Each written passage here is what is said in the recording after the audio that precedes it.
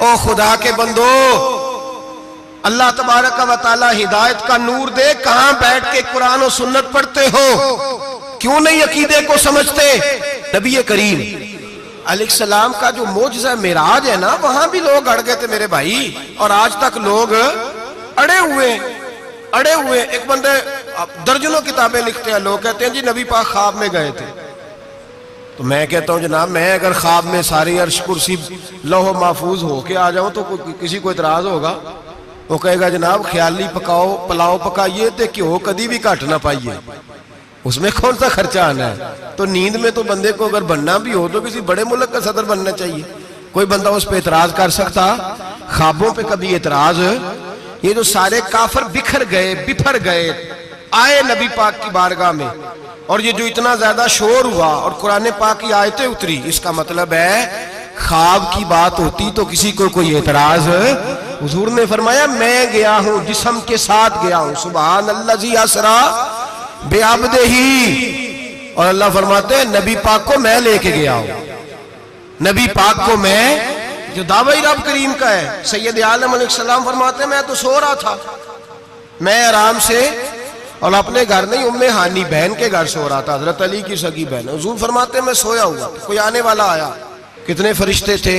محدثین نے لکھا 3 اولی العزم فرشتے تھے، اور ان کے ساتھ 70 ہزار فرشتے، حضرت جبریل اور ان کے ساتھ 70 ہزار فرشتے، حضرت میکائیل اور ان کے ساتھ 70 ہزار فرشتے، حضرت جناب سیدنا اسرافیل اور ان کے ساتھ 70 ہزار، اتنے فرشتے۔ اور قرآن مجید میں اللہ فرماتے ہیں دعویٰ میرے رسول کا نہیں، سبحان الذی اسریٰ بعبدہ، پاک ہے وہ ذات جس نے اپنے بندہ خاص کو سیر کرائی۔ کتنی کرائی؟ لیلاً، رات کے مختصر حصے میں، من المسجد الحرام الی المسجد الاقصی، مسجد حرام سے لے کر مسجد اقصی تک۔ کون سی مسجد اقصی؟ الذی بارکنا حولہ، جس کے ارد گرد ہم نے برکتیں رکھی ہیں۔ جس مسجد کے ارد گرد ہم نے برکتیں رکھی ہیں۔ مسجد کے اندر برکت ہوتی ہے کہ ارد گرد ہوتی ہے؟ آپ باہر جوتے لے کے پھرتے ہیں، اندر آتے ہیں تو جوتے اتار کے، باہر بندہ پاک نہ پاک پھرتا ہے، مسجد آتا ہے تو پاک ہو کے۔ اللہ فرماتے ہیں ہم نے مسجد اقصی کے کہاں برکتیں رکھی ہیں جی؟ الذی بارکنا حولہ، ہم نے مسجد کے ارد گرد کیا تھا؟ امام رازی، علامہ محمود علوسی، علامہ اسماعیل حقی، تمام مفسرین، اور وہ مفسرین جو تمام مکاتب فکر کے ہاں متفقہ ہیں۔ امام فخر الدین رازی فرماتے ہیں مسجد اقصی کے ارد گرد درجنوں نبیوں کی قبریں ہیں، جن کو اللہ برکت والی فرما رہا ہے، جن کو اللہ نبیوں کے جسموں کو برکت والا فرما رہا ہے۔ نبی پاک فرماتے ہیں میں سو رہا تھا، چھت پہ فرشتے آئے۔ بات آپ نے سنی ہوئی ہے، صرف کچھ نظریات معراج کے حوالے سے عرض کرنے، چند نظریات۔ نبی پاک فرماتے ہیں حضرت جبریل نے چھت کے اوپر سے انہوں نے تھوڑا سا حصہ کھولا، چھت پھاڑی۔ ہمارے نا دیہاتوں میں لکڑی کی جو چھت ہوتی تھی نا، اس پہ ایک بندہ بھی اگر چلتا تھا نا تو گھر کے جو بزرگ ہوتے تھے کہتے تھے پتہ کرو چھت پہ بندہ ہے کوئی۔ ایک آدمی فٹافٹ بزرگ جاگ جاتے تھے، کہتے پتہ کرو بھائی، بلکہ ساتھ والے کو آواز دیتے تھے، دروازہ کھولتے تھے۔ ہوتا تھا کہ نہیں ہوتا تھا؟ ہو جاتا تھا نا۔ او بھائی 1.5 پونے 2 لاکھ بندہ چھت پہ چلے، اللہ کے رسول فرما رہے ہیں میں سو رہا ہوں، چھت پھاڑ دی، حضرت جبریل آ گئے، نبی پاک صلی اللہ علیہ وسلم کے پاس 70 ہزار فرشتہ ساتھ ہے، آ کے کھڑے ہو گئے، میکائیل سے اسرافیل سے مشورہ کر رہے ہیں حضور کو کیسے جگائیں۔ نبی پاک فرماتے ہیں میں سو رہا ہوں۔ حالانکہ بخاری میں لفظ ہے، نبی پاک فرماتے ہیں میری آنکھیں سوتی ہیں، دل تو میرا ہر وقت جاگتا رہتا ہے۔ نبی کریم سید عالم صلی اللہ تعالی علیہ وسلم فرماتے ہیں میں سویا رہا۔ اب حضور آرام کہاں کر رہے تھے؟ زمین پہ۔ آرام کہاں کر رہے تھے؟ حضور علیہ السلام زمین پہ آرام کر رہے تھے، جناب جبریل جھکے۔ کتنا جھکے کہ حضور کے قدم ہی چوم لیے۔ نبی پاک کے قدم تو کتنا جھکے ہوں گے جی؟ رکوع تک جی؟ میں نہیں جی گل کی سجدے دی، تساں کیتی جے، فتویٰ لگا تواڈے تے لگنا جی۔ کہاں تک لگی؟ کہاں تک جھکے؟ اعلیٰ حضرت کہتے ہیں حضرت جبریل نے سجدہ نہیں کیا نبی پاک۔ میرے اعلیٰ حضرت کا کمال یہ ہے کہ شریعت بھی بچ جاتی ہے اور عشق کو بھی پورا سکون مل جاتا ہے۔ आला हज़रत फरमाते हैं जनाब जिब्रील ने सर पे ताज पहना था और ताज में मोती लगे हुए थे। वो मोती नबी पाक को सजदा करने लग गए। वो मोती नबी पाक को देखे फाज़िल बरेलवी के कलम का हुसन, फरमाने लगे ताज रूहुल कुद्स के मोती जिन्हें सजदा करे। ताज रूहुल कुद्स के हजरत जिब्रील के सर के ताज पे जो मोती हैं वो नबी पाक को सजदा कर रहे हैं। नबी करीम यहाँ कोई बंदा, अब तो खैर लोग हाथ भी किसी के चूमते हैं तो खुद नहीं ऊपर होते, हाथ ही ऊपर कर लेते हैं। अब तो मिजाज ही बदल गया है। फरमाया रसूल करीम सल्लल्लाहु ताला अलैहि वसल्लम के लिए जिब्रील झुके तो पैरों तक और नबी पाक अलैहिस्सलाम के कदम चूमे। हजरत जिब्रील ने हुजूर जागे, उठाया नबी करीम को और कहा या रसूलल्लाह, रब आपकी मुलाकात का शौक रखता है, अल्लाह आपकी मुलाकात का शौक रखता है। हुजूर फरमाते हैं मुझे उठा के तो जिब्रील हतीम में ले गए और फिर ये बुखारी के लफ्ज है, फरमाया यहां गले से लेकर नाफ तक मेरा सीना खोला, मेरा दिल निकाला, आबे ज़मज़म में रखा। इसलिए नहीं कि नबी पाक के दिल को बरकत हासिल हो जाए, इसलिए कि आबे ज़मज़म को बरकत हासिल हो जाए। उम्मती रज रज के पिए कि ये वो वाला ज़मज़म है जिसने हमारे मुस्तफ़ा के कल्बे अतहर को चूमा हुआ है। नबी पाक सल्लल्लाहु अलैहि वसल्लम फरमाते हैं मेरे सामने खोला और मैं देखता भी रहा, दिल खुल गया, सीना खुल गया और मैं देखता भी रहा। और नबी पाक फरमाते हैं खून भी नहीं निकला, इसलिए कि हुजूर की हकीकत नूर है, नबी पाक की हकीकत नूर है। वरना बशर के हुजूर अगर सिर्फ बशर होते तो काट भी लगे तो खून निकल आता है। मेरे रसूल करीम सैयद आलम सल्लल्लाहु अलैहि वसल्लम फरमाते हैं फिर जिब्रील अमीन मुझे बुराक पे बिठाने लगे। खच्चर से छोटा था, गधे से बड़ा था और बिजलियों का बना हुआ था, जहां उसकी नजर जाती थी वहां उसका कदम जाता था। नबी करीम फरमाते हैं मुझे बिठाने लगे तो मैं रुक गया, मैंने कहा मैं नहीं बैठता। या रसूल अल्लाह क्या हुआ? फरमाया अल्लाह फरमाता है यौम नसूकुल मुजरिमीना इला जहन्नम विरदा, जब आपके उम्मती निकलेंगे कब्रों से तो डंडे मार मार के ले जाए जाएंगे। पहले रब मेरे साथ वादा करे कि जब मेरे गुलाम कब्रों से निकलेंगे तो उन्हें भी बुराक अता करेगा, पहले वादा करे। तो हजरत जिब्रील कहते हैं मैं वहीं खड़ा था, रब करीम ने कहा चल वादा कर ले, यौम नक्शुरुल मुत्तकीना इलर रहमान वफदा, महबूब जब तेरे फरमा बरदार कब्रों से निकलेंगे तो मैं सबको बुराक अता कर दूंगा, सबको बुराक दे दूंगा। नबी करीम फरमाते हैं मैं बुराक पे बैठा, सफर शुरू हुआ। नबी रहमत अलैहिस्सलातु सलाम फरमाते हैं मैं गुजरा। ये बात आपने सुनी हुई है पर बयान करनी भी बड़ी जरूरी है। मररतु अलल मूसा फहुव युसल्ली फी कब्रिही, रवाहु मुस्लिम। ओ खुदा के बंदो, अल्लाह तबारक व तआला हिदायत का नूर दे, कहां बैठ के कुरान और सुन्नत पढ़ते हो? क्यों नहीं अकीदे को समझते? नबी करीम अलैहिस्सलाम ने फरमाया मैं मेराज की रात गुजरा, ये सुन्नी कान खोल के सुने, दिल खोल के।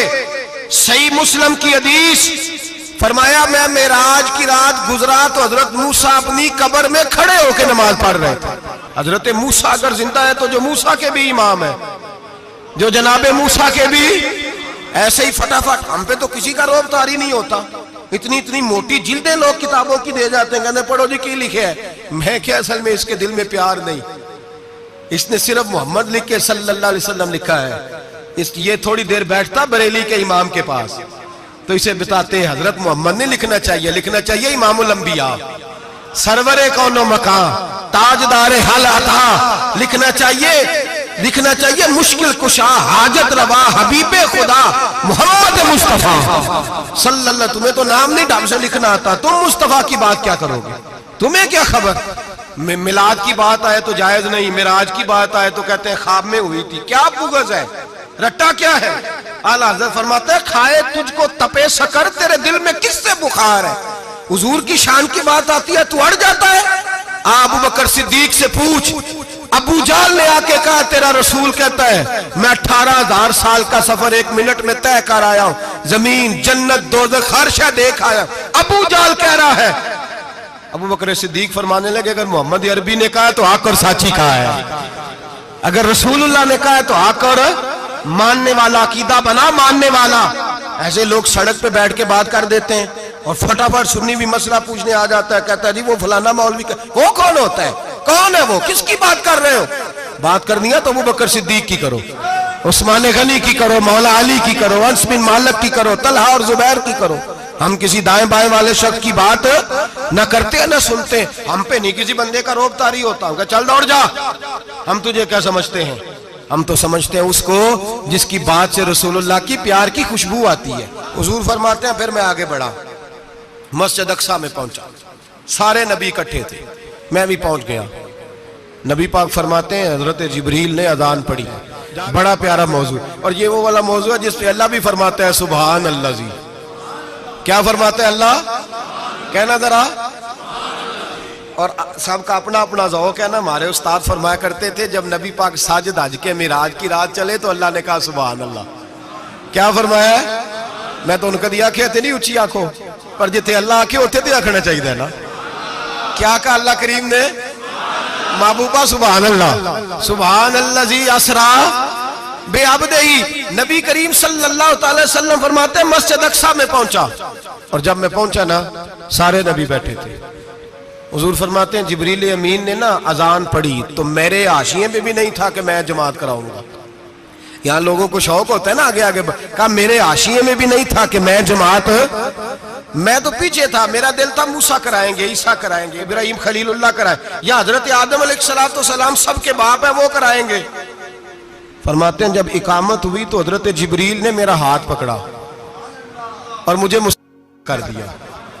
پھر بریلی کے امام بول پڑے، کہنے لگے وہ سرورے کشورے رسالت جو عرش پر جلوہ گر ہوئے تھے، نئے نویلے طرب کے سرما عرب کے مہمان کے لیے تھے.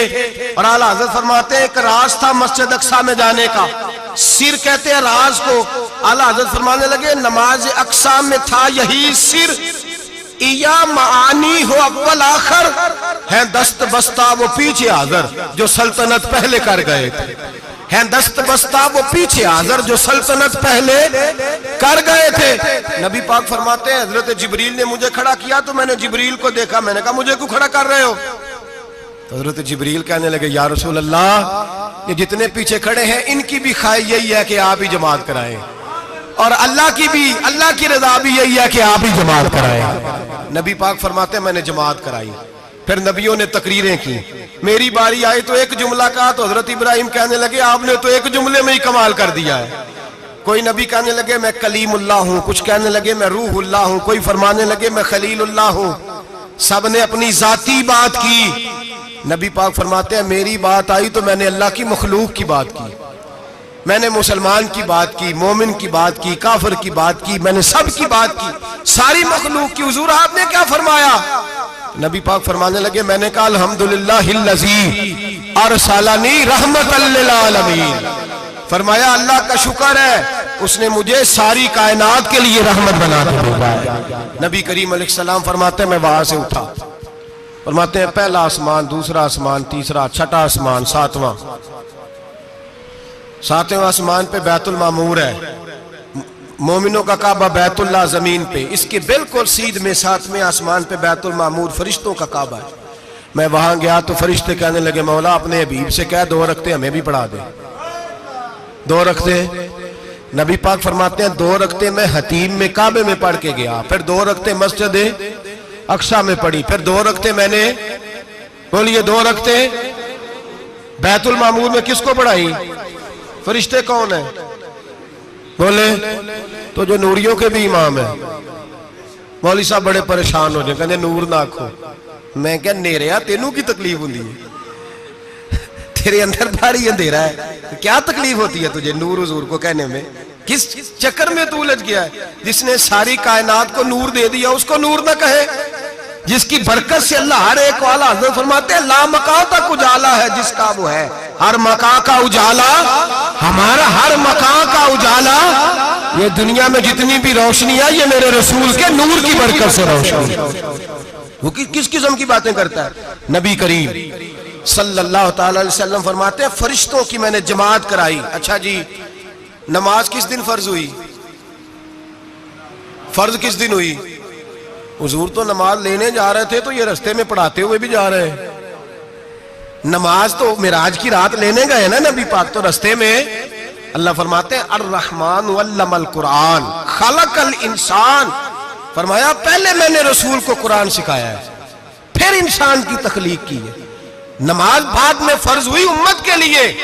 نبی پاک کو تو اللہ نے سارے علوم پہلے سے عطا فرما دیے, سارے علوم. اس کا مطلب یہ بھی ہوا کہ نماز سے چھٹی مل سکتی, کعبے میں بھی نماز, بیت المقدس میں بھی, بیت المعمور میں بھی, بیت اللہ میں بھی, ہر جگہ ہی. تو جو بھاگنا چاہے نماز سے بھاگ سکتا, اس لیے کہ معراج میں جگہ جگہ نماز ہے, نماز ہی نماز ہے ہر جگہ.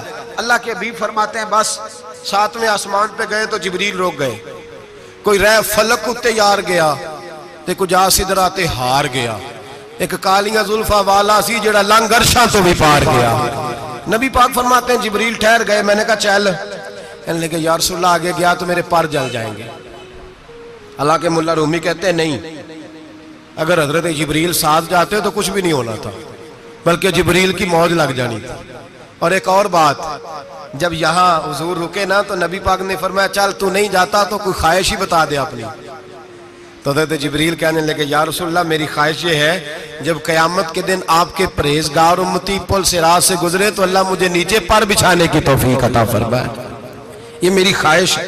نبی رحمت صلی اللہ علیہ وسلم فرماتے ہیں میں وہاں سے آگے بڑھا جاؤں. حضرت جبریل بھی رہ گئے. میں پھر وہاں سے پھر رب کریم کے حریم خاص میں.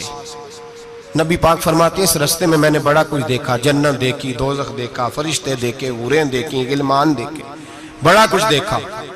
نبی رحمت ملا رومی نے ایسی روایت بھی لکھی ہے, فرماتے ہیں کہ حور کے پاس سے گزرنے لگا تو اس نے میرے پیچھے سے آواز دی, کہنے لگی محبوبہ معراج پہ آئے ہو تو مجھے بھی کچھ دے دو, مجھے بھی کچھ دے دو. تو ملا جلال الدین رومی لکھتے ہیں نبی پاک نے فرمایا چل جا میں نے تجھے اپنا بلال دیا. تو وہ حور کہنے لگی محبوبہ وہ تو کالا کلوٹا ہے, میرے لیے رہ گیا ہے. تو ملا رومی نے لفظ لکھا یہ ان کی محبت ہے, یہ ان کا پیار ہے. فرماتے ہیں محبوب فرمانے لگے تو کالا کہہ رہی ہے, ابھی تو میں نے اس سے پوچھا نہیں, پتہ نہیں تجھے پسند بھی کرتا ہے کہ نہیں, تجھے قبول بھی کرتا ہے کہ نہیں, ابھی تو میں نے اس سے پوچھا ہی نہیں. فلک اچھا ہے کمر پہ نہ ہلال اچھا ہے, تیری نظر بھی نہ ہو تو دونوں سے بلال اچھا ہے. نبی پاک صلی اللہ علیہ وسلم فرماتے ہیں عمر میں نے تیرا گھر بھی دیکھا ہے, ابو بکر کا دیکھا, عثمان کو دیکھا, علی کا دیکھا, فرمایا پھر تیرا بھی دیکھا. باہر حور بیٹھی تھی, مکان بڑا پیارا تھا, میرا دل کرتا تھا اندر جاؤں, پر میں نے کہا عمر ذرا جلالی ہے, اس سے پوچھ کے ہی جانا چاہیے اس کے گھر میں, ذرا جلالی ہے. صحابہ کہتے ہیں فاروق اعظم چیخ مار کے روئے, کہنے لگے میں کہاں, میرے اس یہاں کی حقیقت کتنی, مجھ سے 100 لاکھ کو کافی ہے اشارہ تیرا. یا رسول اللہ عمر کو اگر گھر ملے گا تو آپ کی قدموں کی برکت سے ملے گا. یا رسول اللہ اب یہ کیا فرما رہا. نبی پاک فرماتے ہیں میں بارگاہ خداوندی میں پہنچا, بارگاہ خداوندی میں پہنچا. اللہ نے فرمایا ابھی میرے لیے کیا لائے ہو. میں نے کہا مولا وہ لایا ہوں جو تیرے پاس کوئی نہیں, جو تیرے پاس کوئی نہیں. رب کریم کو سارا پتہ ہے, پھر بھی پوچھتا ہے محبوب میرے پاس کیا نہیں. فرمایا تیرے پاس عاجزی لے کے آیا ہوں, تجھ سے بڑا کوئی نہیں, تو کس کے آگے عاجزی کرے گا, سب سے بڑا تو ہے, میں عاجزی لایا ہوں. تو کہا بھی مانگ لے. او بھائی بچے بڑے پیارے ہوتے ہیں, لوگ جب ہاتھ اٹھاتے ہیں نا تو میں نے دیکھا ہے ماں باپ اپنے لیے بعد میں مانگتے ہیں, اولاد کے لیے. اور بالخصوص جو بیٹی ہوتی ہے نا, بیٹی میری بھی ایک بیٹی ہے, وہ لپٹ جاتی ہے, کہتی ہے صاحب گئے تھے تو لائے کیا ہو. پہلے جانے سے پہلے وعدہ کرنا پڑتا ہے کہ جانے دو کچھ لے کے آئیں گے, اور جب آئیں تو آتے ہی تلاشی دینی پڑتی ہے کہ صاحب کیا لائے. او بھائیو میرا اور آپ کا پیار تو اور طرح کا ہے. دنیا میں اگر کسی نے بیٹی سے پیار کیا ہے تو مدینے والے حبیب نے سیدہ فاطمہ سے کیا ہے, حسن اور حسین سے کیا. اس پیار کو نہ کوئی تول سکا, نہ کوئی ناپ سکا, نہ کوئی بھانپ سکا. معراج کی رات جب نبی پاک سے رب کریم نے کہا کہ بولو محبوب کیا چاہیے, کسی کمزور روایت میں بھی نہیں ملے گا کہ نبی پاک نے کہا اے اللہ فاطمہ کے لیے کچھ دے, اے اللہ حسن حسین کے لیے کچھ دے. امتی بھول جاتا ہے, اسے خیال ہی نہیں آتا, یہ سوچتا ہے کیسے حضور کی فرما برداری کروں. میرے نبی کریم علیہ السلام فرماتے ہیں جب رب نے پوچھا کہ ابھی کچھ مانگ لے, نہ حسن کی بات, نہ حسین کی بات, نہ فاطمہ کی بات, نہ علی کی بات, نہ ابو بکر, نہ عمر, نہ عثمان, نہ طلحہ, بلال.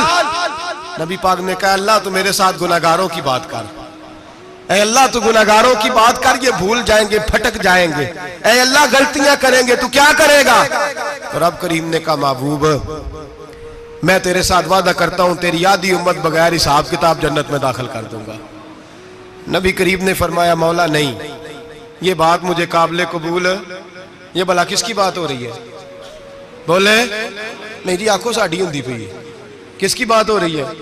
آپ خوشی نہیں ہو رہے، آپ کی بات ہو رہی ہے، آپ راضی نہیں ہو رہے۔ یہ سب سے قیمتی بات ہے، میرے آپ کے چاہنے والے قبر میں چھوڑ کے لوٹ آئیں گے، یہ والی بات کام آئے گی جو معراج کی رات ہوئی ہے، یہ بات کام آئے گی قبر میں، اس کو راضی ہو کے سنو، دل اور آنکھیں کھولو۔ میرے رسول کریم صلی اللہ تعالی علیہ وسلم فرماتے ہیں یا اللہ نہیں، یہ بات منظور نہیں، ابھی تو کیا چاہتا ہے؟ تو کہا اللہ تو مجھے سفارش کا حق عطا کر، تو مجھے اجازت دے، میں کہتا جاؤں تو معاف کرتے جانا۔ آدھی والی بات قابل قبول ہے؟ حضور کہہ سکتے تھے نا چلو آدھی بخشی گئی بھئی آدھی اچھے عمل کرے، فرمایا نہیں، مجھے حق شفاعت دے۔ نبی پاک فرماتے ہیں میرے رب نے مجھے سفارش کا حق دیا ہے، میں قیامت میں سفارش کرتا جاؤں گا، اللہ میری امت کو جنت عطا کرتا جائے گا۔ حضور واپس لوٹے، میرے اعلیٰ حضرت فرماتے ہیں جانا اتنا کمال نہیں تھا جتنا حضور کا واپس آنا کمال ہے۔ یہاں تو جنت دیکھ کے کوئی واپس نہیں آتا، یہاں تو کسی اچھی سوسائٹی میں رہنے والا 4 دن یہاں گاؤں سے جا کے کسی بڑے ملک میں رہنے والا کہتا ہے جی میرا نہیں یہاں گزارا، گرمی بڑی ہے، میرا نہیں ٹائم پاس ہوتا۔ نبی پاک رب کے حریم خاص میں گئے، اعلیٰ حضرت فرماتے کمال یہ ہے کہ حضور آ گئے، کہنے لگے اللہ میں نے جانا ہے، اس لیے کہ میرا ابو بکر انتظار کر رہا ہے، میرا عمر انتظار کر رہا ہے، عثمان انتظار میں ہے، علی کا تو دن نہیں چڑھتا جب تک میرا دیدار نہ کرے، بلال کا کیا بنے گا، صہیب کدھر جائے گا، وہ سلمان جو کئی 100 سال میرا انتظار کرتا رہا وہ میرے دیکھے بغیر کدھر جائے گا، اور وہ جو تو نے کہا وَلَوْ أَنَّهُمْ إِذْ ظَلَمُوا أَنفُسَهُمْ جَاءُوا، جب اپنی جانوں پہ ظلم کر لیں تو تیرے مدینے حاضر ہو جائیں، وہ قیامت تک کدھر جائیں گے وہ سارے، اے اللہ مجھے جانا ہے، اپنی امت کے لیے جانا ہے۔ نبی پاک واپس لوٹے اور حضور نے فرمایا کہ مسند امام احمد بن حنبل میں موجود ہے، نبی پاک نے فرمایا رأیت ربی بأحسن صورہ، میں رب دیکھ کے آیا ہوں اور بڑی پیاری صورت میں دیکھ کے آیا ہوں۔ کسے دیکھ کے آیا ہوں؟ بولیے، اللہ کا نام لیں گے اجر ملے گا۔ کس کو دیکھ کے آیا ہوں؟ بولیے کس کو؟ کس کو جی؟ یہاں بھی پرسوں ایک مضمون میں دیکھ رہا تھا، کہنے لگا جی حضور نے معراج کی رات جبریل کو دیکھا، اللہ کو نہیں دیکھا۔ میں کہا تو شدائی ہو گیا، مجھے ایک بات کا جواب دینا آپ سنیں، اگر نبی پاک نے اللہ کو دیکھا ہو تو میرا آپ کا نقصان ہے کوئی اس بات میں؟ بیلو تسی نہیں نہ بولے، اور میں تو انہوں کھلار کے جب پوچھا کہ یہ نقصان ہے وہ دسو، پھر کی کرو گے؟ بھئی اگر نبی پاک نے اللہ کو دیکھا تو امت کا فائدہ کے نقصان؟ تے جڑے مولوی ایڈی وڈی کتاب لکھ چھڑی نہیں ویکھیا نہیں ویکھیا، انہوں بھی کدی پوچھ لیا کرو پی تینوں کی مصیبت بنی ہے لاگے، تینوں کی وقت بنے ہے لاگے، عجیب تو عجیب نسل کا تو جانور ہے۔ بھئی نبی پاک نے دیکھا اللہ کو، تجھے کیا تکلیف ہے؟ کہتا نہیں دیکھا۔ میں کہتا تو نال سے تینوں کی پتہ ہوئے چلیا، عجیب تو انسان ہے، اتنی موٹی کتاب لکھ دی، کہتا جبریل کو دیکھ کے آ گئے۔ میں نے کہا جبریل تو روز وہاں کھڑے ہوتے تھے در رسول پہ، وہ تو وہاں کھڑے ہوتے تھے، روزانہ آئے ہوتے تھے، ان کو دیکھنے جانا تھا۔ پڑھ مسند امام احمد بن حنبل میں حضرت عبداللہ ابن عباس کیا کہتے ہیں؟ کہتے ہیں رأیت ربی بأحسن صورہ، نبی پاک فرماتے ہیں میں نے رب بڑی حسین صورت میں دیکھا ہے۔ حضرت انس بن مالک فوٹون اٹھ کے کھڑے ہو گئے۔ اس سے اگلی بات سنو، حضرت انس بن مالک رضی اللہ تعالیٰ عنہ کہنے لگے یا رسول اللہ اکیلے دیکھا ہو؟ میں نے بھی دیکھنا ہے، میرا بھی دل کرتا ہے۔ وہ بولے تو باقی بھی بول پڑے، کہنے لگے محبوبہ تو اکیلا ہی دیکھ آیا ہے، وَإِذَا سَأَلَكَ عِبَادِي عَنِّي فَإِنِّي قَرِيبٌ، حضور ہمارا بھی دل کرتا ہے۔ مسند امام احمد بن حنبل میں لفظ ہے، مدینے کے محبوب بولے اور بول کے کہنے لگے تم نے بھی دیکھنا ہے؟ حضور دیکھنا ہے، فرمایا من رآنی فقد رآی الحق، تم سارے مل کے مجھے دیکھو، جس نے مجھے دیکھ لیا اس نے رب دیکھ لیا ہے، نے مجھے دیکھ لیا اس نے دیکھ لیا ہے۔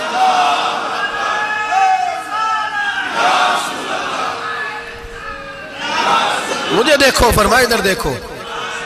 اب بڑی شان وال، بڑی شان وال، بڑی شان، نبی کریم صلی اللہ علیہ وسلم نے، اور پھر بریلی کے امام بولے، کہنے لگے با خدا خدا کا یہی ہے گھر، نہیں اور کوئی مفر مکر، جو وہاں سے ہو یہی آ کے ہو، جو یہاں نہیں تو، جو یہاں نہیں تو وہاں نہیں، جو یہاں نہیں تو جو یہاں قبول نہیں وہاں بھی قابل قبول. فرمایا تم مجھے دیکھو نا، جسے مجھے دیکھ لیا اس نے رب دیکھ لیا، مجھے دیکھو جس نے دیکھنا ہے میرے حبیب کریم علیہ السلام. فرماتے ہیں جب میں رب سے ملا تو اللہ نے اپنا دست مبارک میری پشت پہ رکھا. سیاستہ ترمذی شریف کہنے نے میری کانڈ دے پیر دات تھے، مرشد دات تھے. نبی پاک فرماتے ہیں میری پشت پہ اللہ کا ہاتھ ہے. رب کریم نے میرے کندھوں کے درمیان ہاتھ رکھا اور میں نے ٹھنڈک دل میں محسوس کی. فَعَلِمْتُ مَا فِي السَّمَاوَاتِ وَمَا فِي الْأَرْضِ. حضور فرماتے ہیں پھر میں نے جان لیا جو کچھ زمینوں میں تھا اس کا علم بھی آ گیا، جو آسمانوں میں تھا اس کا علم بھی. اللہ نے پھر علوم کی کنجیاں میرے ہاتھ میں دے دی. مسجد نبی کے منبر پر بیٹھ کر جناب عمر کہتے ہیں پھر آمنہ کے لال نے اعلان فرمایا جس نے جو پوچھنا ہو پوچھے، میں یہاں بیٹھ کے بتاؤں گا. معراج کی رات کنجیاں دے دی رب کریم نے غیب کی. اور اعلیٰ حضرت بول پڑے، کہنے لگے اور کوئی غیب تجھ سے نہا ہو بھلا جب خدا ہی نہ چھپا رہا. کہنے لگے سب سے بڑا غیب تو اللہ ہے، تو جس نے اللہ ہی دیکھ لیا ہے اس سے پیچھے کیا رہ گیا ہے. رسول کریم صلی اللہ علیہ وسلم واپس لوٹے. نمازیں کتنی لائے بولے سارے؟ رہ کتنی گئی؟ کیویں پتہ ہے نا؟ تو ہم دسو مسئلہ کیویں؟ حضرت موسیٰ نے مدد کی تھی تے غیر اللہ دی مدد تے بندہ کافر ہو جاندہ ہے. مدد کنے کی تھی ہے جی؟ اسی تے نہیں پاجی تے پوریاں 50 پڑھنیاں نے. اسی اللہ تو علاوہ کسی دی مدد دے قائل اسی کنیاں پڑھنیاں نے. انہاں دی لاؤ ڈیوٹی ہے جنہاں روز فتویٰ کڈیا ہے. ہر جمعے 3600 بندہ مشرک، ہر جمعے 2-2.5 کروڑ بندہ کافر. جنہیں داتا صاحب کو مدد مندی ہو بھی کافر. چندہ پاوے سارے زمانے کو مانگ دے پھرن، کھلا لی ترلے لیں دے پھرن. تے یا رسول اللہ کہنے اللہ مشرک. ڈرو اللہ سے، حیا کرو. کس طرح کی زندگی گزار رہے ہیں؟ بخاری مسلم دونوں میں صحیح سند کے ساتھ روایت ہے. نبی پاک فرماتے ہیں میں تو 50 لے کے آ گیا تھا. جو رب کا حکم سر تسلیم خم ہے جو مزاج یار میں آئے لے کے آیا تھا. رستے میں کون ملا؟ بولے انہاں کیا حضور انہاں نیجے پڑھنیاں. میں تجربہ کیتا جی واپس جائے. حضور فرماتے میں گیا رب کریم کی بارگاہ میں، یا اللہ مہربانی کر تھوڑی رعایت کر. 45 ہو گئی. پھر آیا حضرت موسیٰ نے کہا محبوب ابھی بھی زیادہ ہے. ایتے دے 50 لے آنے نہ ٹائم کوئی نہیں. بڑی مصیبت اسی بڑی پانڈ پہاڑ چایا ہے سر تے کے تھلے ڈگ پیا تے پتہ نہیں کی بنے گا. تو 5 والے بڑی پریشانی کے عالم میں معاذ اللہ استغفر. فرماتے ہیں پھر گیا تو 40 ہو گئی. اب یہاں 9 پھیرے لگائے نبی پاک نے. جی بڑا کون ہے؟ نبی پاک کے حضرت موسیٰ. اس کا مطلب ہے چھوٹوں کی بھی بات کبھی کبھی مان لینی چاہیے. کبھی کبھی پتہ نبی پاک کو بھی تھا کہ انہوں نے 50. اور یہاں تمام مفسرین 1 2 3 4 نہیں، تمام مفسرین شارحین نے لکھا ہے کہ حضرت موسیٰ کے دل میں بات اللہ نے ڈالی تھی. حضرت موسیٰ کی ڈیوٹی اللہ نے کھڑا کیا تھا کہ میرے حبیب نے تو بولنا نہیں. تو کہہ کہ محبوبہ واپس جا، محبوبہ واپس جا، واپس جا. 9 پھیرے بھیج محبوب کو. اور ایک بات کہنے لگا ہوں کسی کا دل کرے تو فتویٰ لگا لے آمین ہے. یہاں صوفیاء نے ایک باریک بات کی ہے. باریک بات صوفی کہتے ہیں اصل بات یہ تھی رب کہہ رہا تھا میں محبوب سے ملا ہوں، میرا پھر شوق ہے نبی سے ملنے کا. ذرا بار بار بھیج میں محبوب کے جلوے بار بار دیکھوں، وہ مجھے دیکھے میں اسے دیکھوں. بار بار بھیج. رب کریم بھی یہ چاہتا تو حضرت موسیٰ بھی کہہ رہے تھے کہ محبوبہ اس نے مجھے تو اپنا اب دکھایا نہیں، تجھے تو دکھایا ہے. جا تو بار بار دیکھ کے آ، تو اسے دیکھتا رہ میں تجھے دیکھتا رہتا ہوں. 9 دفعہ گئے نبی کریم. نمازیں رہ گئی 5. مدد کس نے کی؟ اللہ کے غیر اللہ. حضرت موسیٰ یات ظاہری میں کہ انتقال کر چکے. کہنے نے جیندے کو لو مانگ لو موئے کو نہ منگیا جی. اور ڈرو اللہ سے. حضرت موسیٰ اس وقت یات ظاہری میں تھے کہ وفات پا گئے تھے. مدد کی کہ نہیں؟ یار ہم لوگ کوئی پاگل ہیں کہ بلا وجہ کا عقیدہ گھڑ لیں گے؟ عجیب بات ہے. ہمارا موقف یہ ہے کہ نبی کریم سید عالم علیہ السلام کی قبر پہ جا کے تو سلام کہے، حضور کو یاد رہتا ہے. اور نبی پاک تیرا سلام نوٹ کرتے ہیں. اور قیامت کے دن تیری مدد اصل کس کی ہے؟ اللہ کی. اصل مدد کس کی؟ پیسے کون دیتا ہے؟ تو اگر کوئی فیکٹری پہ مزدوری کر کے مالک سے لے لے تو مسلمان رہا کہ کافر ہو گیا؟ عجیب چکر ہے۔ خدا کے بندو، مدد کس کی؟ حضرت موسیٰ کو کھڑا کس نے کیا؟ ان کے دل میں بات کس نے ڈالی؟ ان کو پیغام کس نے دیا؟ نمازیں معاف کس نے کی؟ چھٹی کس نے دی؟ تو مدد کس کی ہوئی؟ عقیدے کو سمجھیں، عقیدے کو سمجھیں۔ میرے رسول کریم سید عالم علیہ السلام کے غلام سیدھے در رسول پہ جاتے تھے۔ کوئی مسئلہ بن جاتا تو سیدھا حضور کے پڑھیے مصنف ابن ابی شیبہ، حضرت بلال بن حارث مزنی کہتے ہیں بارش نہیں ہوتی تھی، میں در رسول پہ چلا گیا، میں نے جا کے کہا محبوبہ بارش نہیں ہوتی، مہربانی فرما۔ کہتے ہیں حضور میری خواب میں آئے، کہا جا عمر کو جا کے میرا سلام کہہ دے اور اسے کہنا بارش جلدی ہو جائے گی۔ حضرت بلال بن حارث کہتے ہیں جناب عمر کو مصطفیٰ کا سلام دیا، ابھی لفظ بھی پورے ادا نہیں ہوئے تھے، رب کریم نے بارش عطا کر دی۔ عقائد اور نظریات کو سمجھیں، غور کریں، عقیدہ مضبوط رکھیں۔ اے شہنشاہ مدینہ الصلاۃ والسلام، زینت عرش معلی الصلاۃ والسلام، رب حب لی امتی کہتے ہوئے پیدا ہوئے، حق نے فرمایا کہ بخشا الصلاۃ والسلام، اور میں وہ سنی ہوں جمیل قادری مرنے کے بعد میرا لاشا بھی کہے گا الصلاۃ والسلام، میرا لاشا بھی کہے گا الصلاۃ والسلام۔ رسول کریم سید عالم صلی اللہ علیہ وسلم کے ساتھ ہمارا ایمان کا رشتہ ہے، ہمارا، اور قسم اللہ کی عزت کی، بخاری مسلم میں حضرت انس بن مالک کا عقیدہ ہے۔ حضرت انس بن مالک فرماتے ہیں لوگ نمازوں کا حساب کریں گے قیامت کے دن، لوگ زکاتوں کا حساب کریں گے، لوگ حج کٹھے کریں گے، صدقے کٹھے کریں گے۔ جناب انس فرماتے ہیں میں تو قیامت کے دن اپنے رسول کو تلاش کروں گا، میں نبی پاک کو تلاش۔ بخاری مسلم ہے، یا رسول اللہ کہاں ڈھونڈوں؟ فرمایا جا حوض کوثر پہ، نہیں تو پل صراط پہ، نہیں تو میزان عمل پہ۔ فرمایا میں تو میزان محشر میں حضور کو ڈھونڈوں گا، ہر نظر کانپ اٹھے گی محشر کے دن، خوف سے ہر کلیجہ دہل جائے گا، اوڑھ کر کالی کملی وہ آ جائیں گے، سارے محشر کا نقشہ بدل جائے گا۔ نبی کریم سید عالم صلی اللہ علیہ وسلم کا معراج ہمیں درس دیتا ہے کہ ہمارے نبی زندہ ہے، ہمارے نبی، بولیے ہمارے نبی۔ اور معراج کا درس ہمیں سبق، معراج ہمیں سبق دیتا ہے کہ اللہ نے علم غیب کی کنجیاں ہمارے نبی کو عطا کر دی، اور جہاں کوئی نہ جا سکا وہاں حضور گئے۔ معراج ہمیں سبق دیتا ہے کہ حضور بشر بھی ہے اور نور بھی۔ میرے رسول کریم سید عالم علیہ السلام معراج سے تحفے لائے، ان میں سب سے بڑا تحفہ کون سا ہے؟ جو نماز نہیں پڑھتا وہ معراج نہیں مناتا، جو 5 وقت نماز پڑھے وہ دن میں 5 معراجیں مناتا ہے۔ اور میرے نبی کریم علیہ السلام نے فرمایا جب میرا غلام نماز پڑھتا ہے تو اللہ اس کی بھی معراج کرا دیتا ہے۔ الصلاۃ معراج المومنین، نماز مومنوں کی۔ اپنا عقیدہ تگڑا رکھیں، قسم اللہ کی عزت کی، بڑے غور سے پڑھا، بڑے غور سے، ایک ہی سمجھ آئی ہے اگر رسول اللہ کی محبت کا